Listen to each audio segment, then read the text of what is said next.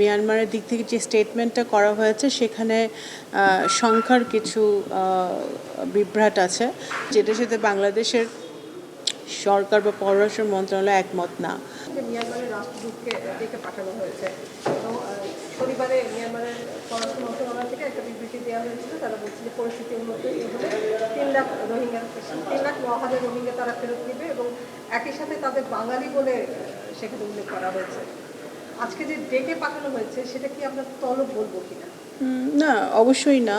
এটা মিয়ানমার অ্যাম্বাসেডারের সাথে আমাদের ডিজি মিয়ানমার এর কথা হয়েছে, আজকে আলোচনা হয়েছে যে মিয়ানমারের দিক থেকে যে স্টেটমেন্টটা করা হয়েছে সেখানে সংখ্যার কিছু বিভ্রাট আছে, যেটার সাথে বাংলাদেশের সরকার বা পররাষ্ট্র মন্ত্রণালয় একমত না।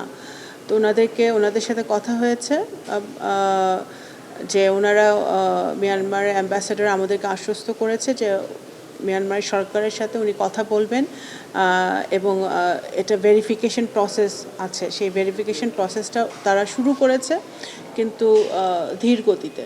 তো সেটা যেন আরও একটু দ্রুত গতিতে তারা ভেরিফিকেশন প্রসেসটা করে এবং অবশ্যই আমাদের রোহিঙ্গা জনগোষ্ঠী যারা এখানে বাংলাদেশে আছে, মানবাধিকারের কথা চিন্তা করে, হিউম্যানিটির কথা চিন্তা করে বাংলাদেশের সরকার তাদেরকে অবস্থান দিয়েছে এবং আমরা চাই যে তারা সুস্থভাবে স্বাভাবিকভাবে একটা সেফ অবস্থায় তারা ফিরে যাক তাদের দেশে। তো অবশ্যই তারা সেটার সাথে আমরা একমত নই। তাদের একটা নিজেদের আইডেন্টিটি আছে, সেই আইডেন্টিটি নিয়েই তারা ফেরত যাবে।